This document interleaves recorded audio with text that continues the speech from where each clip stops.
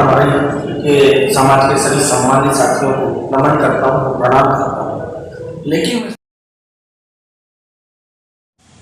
बीजापुर में पिछले 3 दिनों से एक मामले की आने के बाद राजनीति में गरमाई हुई है, क्योंकि पहले दोस्त रहते हैं या पहचान रहते हैं, जिस पार्टी से जुड़े रहते हैं, पार्टी से जिससे अलग हो जाते हैं, तभी से राजनीति में जो अपनी पहचान बनाए, क्योंकि मुद्दों को उठाते रहते हैं और मामले को उठाते रहते हैं, जनहित के मुद्दे भी रहते हैं जिसमें कुछ आरोप तो लगाना राजनीतिक से जुड़े लोगों का काम ही होता है। लेकिन बैरेमर से जो एक मामला निकल कर आया है क्रेशर प्लांट का, और एक क्रेशर प्लांट बताया जा रहा है सुरेश चंद्राकर जो नामी ठेकेदार भी है, उसके बाद वे राजनीतिक पार्टी से पहले से जुड़े रहे हैं, लेकिन इस बार मामला विवाद का है, वो राजनीतिक पार्टी में भी साथ ही रहे हैं और ठेकेदारी में भी साथ ही रहे हैं। अजय सिंह से उनसे भी बात करने की कोशिश करेंगे, लेकिन मामला आपको जानना होगा क्रेशर प्लांट से भी है। और जो मामले में जो बाकी जो राजनीतिक दलों की अगर बात करें, ग्रामीणों की अगर बात करें, या ब्लॉक के जो लोग हैं उनकी अगर बात करें, कहीं ना कहीं अपने क्षेत्र में जो क्रेशर प्लांट लगे कहीं ना मापदंडों को नहीं मानने के लिए जो जानकारी निकल कर क्या कुछ मामला जानेंगे। सबसे पहले तो बस्तर हम आपका स्वागत करेंगे। धन्यवाद। जो मामला आया है इसमें अगर हम कहें तो अजय सुरेश और ठेकेदारी से लेकर राजनीति के सफर में आपके साथी कहीं ना कहीं रहे हों, लेकिन पार्टी से आप अलग बीजेपी के आप दामन थामे और कांग्रेस में भी रहे हैं। इसके बाद इस तरह जो आरोप अभी लगा रहे वर्तमान में, इससे पहले भी आप साथी रहे, आरोप करने भी लगे, लेकिन जो इस बार जो आरोप है सीधे आप शुरुआत करेंगे कि राजनीतिक मोड़ है, क्या राजनीतिक वजह से आरोप करें, क्या लगता है चर्चा के लिए? देखिए, बिल्कुल राजनीति से प्रेरित आरोप है। 16 तारीख की घटना है, 16 तारीख को मैं इस बात को स्वीकार करता हूँ कि हम ग्रामीण लोगों के साथ एक सांकेतिक विरोध किया है। और जब हम लोगों को पता चला विधिवत प्लांट की स्थापना हो रही है, विधिवत आदेश है, वहाँ के जो भी जो है तारे सावल जी है, वहाँ के थाना प्रभारी है, उन लोगों ने हम लोगों को भरोसा दिलाया और आदेश को पब्लिक राइज कराई। तो हम लोगों ने वहाँ से अपना विरोध प्रदर्शन को समाप्त किया और अपने अपने घर चले गए। और उसी दिन मेरा सुरेश चंद्राकर जी से भी बात हुआ, उन्होंने भी मुझसे बात की और बड़ी शालीनता के साथ हम लोगों ने एक दूसरे से बातचीत की। बहुत ही अच्छा रिस्पॉन्स था दोनों का एक दूसरे के प्रति। लेकिन अचानक 16 तारीख की बात को लेकर 23 तारीख को मतलब 7 दिन के बाद सुरेश चंद्राकर एकाएक इस बात का आरोप लगाना कि मेरे द्वारा किसी व्यक्ति को जाति सूचक का यूज किया गया है, मैं वहाँ डराने धमकाने की बात किया हूँ, बंदूक ले चली गया हूँ, समान होता है कि राजनीति से प्रेरित आरोप है। यदि इस तरीके का घटना घटित हुआ होता तो सुरेश चंद्राकर 16 तारीख को इस बात को बोल देते, 16 को नहीं बोलते, 17 को बोल देते, 18 को बोल देते, आखिर उनको 7 दिन क्यों लगे? कहीं ना कहीं मुझे लगता है कि 7 दिन विधायक जी के साथ मिलकर इन लोगों ने 7 दिनों तक एक प्लानिंग किया, एक षड्यंत्र किया और उसको अंतिम रूप देकर मुझ पर अनगढ़ आरोप काम किया। अगर हम बात करें राजनीतिक तो एक देश आप खुद वाले नेता हैं, तो उसके बाद पहले ठेकेदार है सुल्तान नेता, वो भी ठेकेदारी से जुड़े हुए हैं। और अगर अब दोनों की जिले की अगर अलग पहचान है, अजय सिंह जी की अलग पहचान है तो सुरेश चंद्र की अलग पहचान है, आपकी राजनीति के लिए आरोप लगाना कितना? क्योंकि अगर लोगों के साथ आप जो जानकारी हमें निकल कर आया कि आप लोगों के साथ वहाँ पहुँचे भी थे, क्या वो पहले बात नहीं किया जा सकता है? क्या शिकायत करने पर समाज को बीच में लाना व्यक्तिगत ठेकेदार या काम में तो कितना उचित आपको लगता है? बखूबी एक ठेकेदार किस तरह देखते हैं?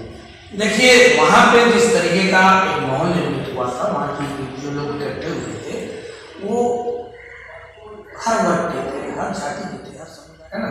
तो विरोध जाट और समाज के लोग ने किया था, वहाँ के लोगों ने किया था और उस विरोध के साथ हम भी जुड़ रहे थे। बाद में हम सब लोगों ने इस बात का आश्वस्त किया, वहाँ के स्थानीय जो प्रशासन है, वहाँ के जो भी और वहाँ के थाना प्रभारी, हम लोग चले गए। और आप जो है बात बोल रहे हो सुरेश चंद्राकर जी से नहीं सब तो सवाल मैं कर रहा हूँ कि आप समाज को आगे बीच में क्यों? ये तो आपकी और हमारे बीच की बात थी, वहाँ तो किसी प्रकार का कोई गाली गलौज नहीं हुआ।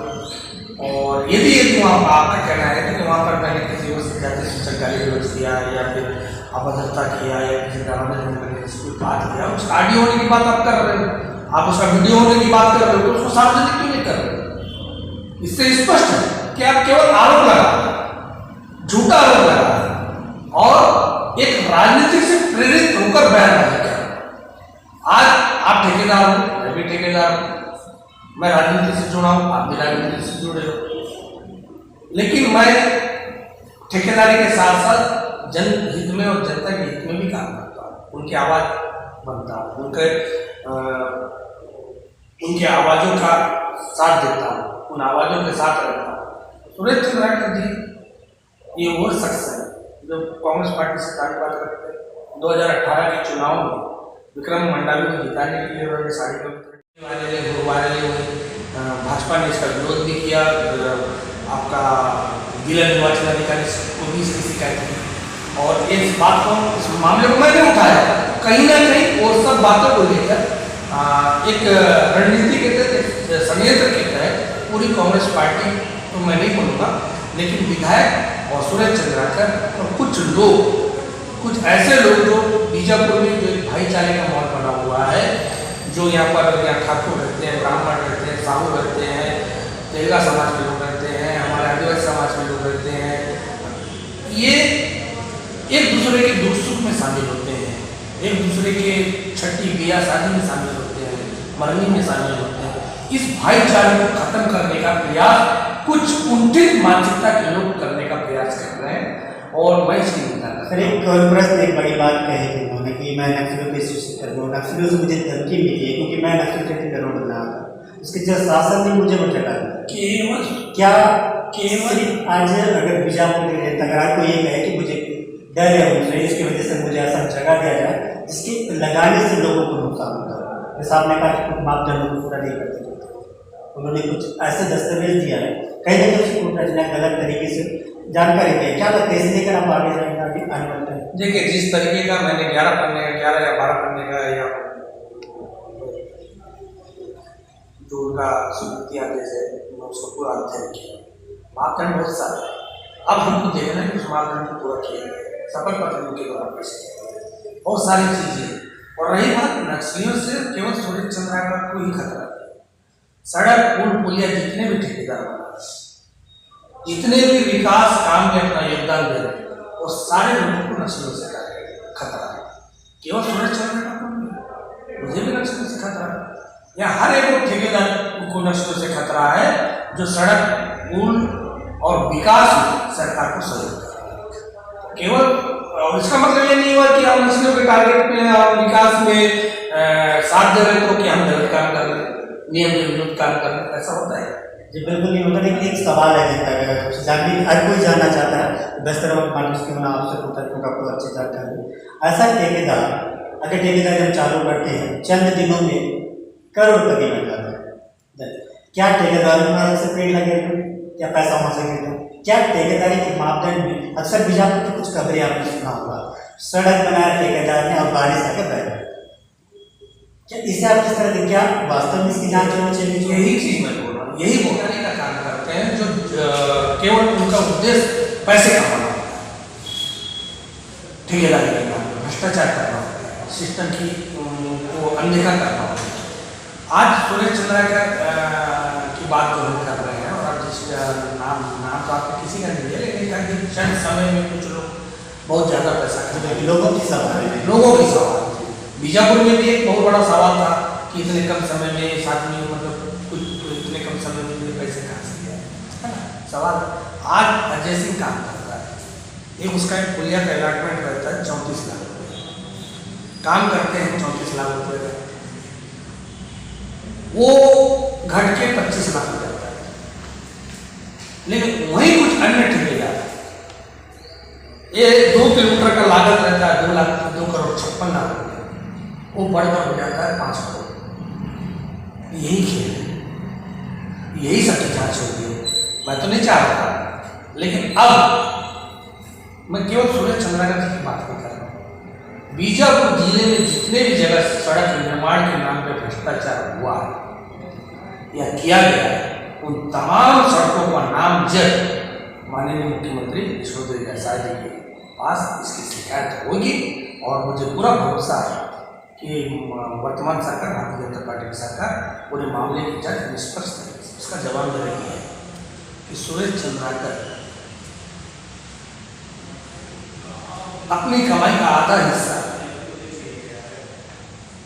शायद सिस्टम में बांटता है। यही वो कारण है कि उनके कामों को संभव नहीं करना चाहिए। लेकिन अब भारतीय जनता पार्टी की सरकार, माननीय विश्वविद्यालय की सरकार, सुशासन, हम इस प्रदेश को भ्रष्टाचार मुक्त करने जा रहे हैं। मैं फिर से दोहरा, हम शिकायत करेंगे और माननीय विश्वविद्यालय जी, उनके सहयोगी मंत्रिमंडल जो भी है इस विवाद की निष्पक्ष जांच होगी कि 2 करोड़ के काम 5 करोड़ में कैसे तब्दील हो, 1 करोड़ की पुलिया 3.5 करोड़ में कैसे तब्दील हो, 50 लाख का पुलिया 1 करोड़ में कैसे तब्दील हो। ये सारी बिंदुवार हम सरकार को पूरा पत्र शांति बढ़े इस पूरे मामले में अगर शांत होना चाहिए दोनों पक्ष में, क्योंकि यहाँ समाज का नाम अगर आ रहा है तो पहले तो समाज को अध्यक्ष चुके हैं। क्या वास्तव में इस हमारे माध्यम हमारे चैनल के माध्यम से आखिर जो आरोप आप पे लगा जो लगाए हैं उनके लिए क्या मैसेज दे रहे हैं, किस तरह कि आप उन्हें चुनौती देती, क्योंकि वो भी चुनौती दे चुके हैं, कानूनी प्रक्रिया का आवेदन दिए, ऐसे में क्या आप करोगे? मैं समाज को कुछ चुनौती नहीं दे रहा हूँ, हर समाज का सम्मान करता हूँ। इसी तरीके से मैं माता मारी के समाज के सभी सम्मानित साथियों को नमन करता हूँ, प्रणाम करता हूँ। लेकिन मैं सुरेश चंद्राकर जी से अपील करना चाहता हूँ कि व्यक्तिगत मामले में आप समाज को मत करें। आप ठेकेदारी करते हैं, समाज ठेकेदारी नहीं करते। आप प्लांट लगा रहे हैं, आप बिजनेस कर रहे हैं, यदि वहाँ पर किसी प्रकार का त्रुटि होगा, किसी प्रकार का शिकायत शिकवा होगा तो आप उसका सामना करने व्यक्तिगत रूप से तैयार नहीं। आप जिस तरीके से समाज को सामने लाकर मुझे दबाने का प्रयास करने का जो आपने प्रयास किया है और आपने प्रशासन और शासन पर दबाव बनाने का जो काम किया है वो निंदनीय और चिंतनीय दोनों। मैं सुरेश चंद्राकर जी से चाहूँगा कि आप अपनी व्यक्तिगत शिकायत से समाज को लाने का काम करें और समाज के लोगों से मैं अपील करना चाहता हूँ कि आप ऐसे लोगों से जो अपने लाभ के लिए समाज को इस्तेमाल करता है उन लोगों से भी समाज को बचने की जरूरत है। आपको आखिरी आपसे एक सवाल है मानो, क्योंकि लगातार इस तरह के विरोधी होते रहते हैं, तो एक आवेदन आपने पढ़ा होगा, हमने भी पढ़ा, बस्तर आवाम के दर्शक भी आखिर हिस्ट्री सीटर लिखने के पीछे क्या, क्योंकि आपकी घनिष्ठता मुझे जहाँ तक लगता है पार्टी के ऊपर हमने कई बार मंच में एक साथ साझा करता है, इस तरह के शब्द को उच्चारण आवेदन लिखने में क्या लगता है? यही संस्कार होते हैं, हमारे संस्कार और सुरेश चंद्राकर जी के संस्कार में यही फर्क है। हमको उसने हिस्ट्री सीटर से संबोधन किया और हम उनको सुरेश चंद्राकर जी के नाम से संबोधन करें। हिस्ट्री सीटर को क्यों लिखे वही जाए। और रही बात, मैंने आज जिस समाज से ताल्लुकात रखते हैं वही समाज के प्रमुख बाबा भीमराव अम्बेडकर ने कानून बनाया और उस कानून का पालन हम सब करने के लिए पाते हैं और करते भी। आज जिस हिस्ट्री सीटर की वो बात कर रहे हैं वही बाबा अम्बेडकर के कानून मुझे न्याय दिया है। बाबा अम्बेडकर जी के बनाए कानून की वजह से आज मैं बीजेपी हूँ, न तो इन लोगों ने तो मुझे जिला में करवा दिया था। इन्होंने बाबा भीमराव अम्बेडकर के कानून का उल्लंघन किया था और मैं जिला बदल हुआ था, क्योंकि इनकी सत्ता थी, सत्ता का दबाव था, कानून का पालन नहीं हुआ। लेकिन जब मैं ऊपरी न्यायालय गया तो वही भीमराव अम्बेडकर जी के कानून में मुझे न्याय दिया और आज मैं आपके बीच में इंटरव्यू दे रहा हूँ। आज बीजेपी की जनता का आवाज बढ़ा, आज मैं बीजेपी अब बीजेपी के लोग मेरा सम्मान करते हैं।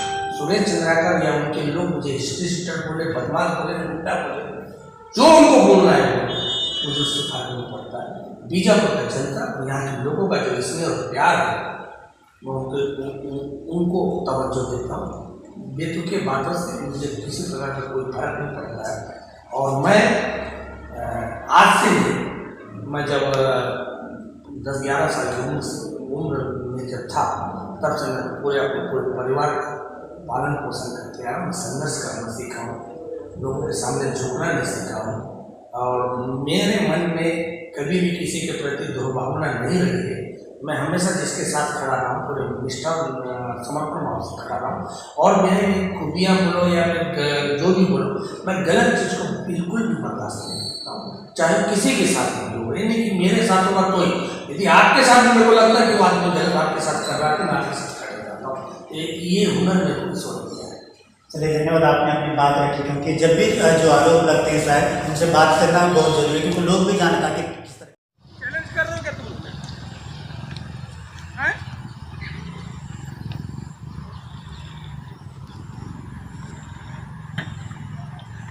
कैसे मना किया था ना उधर,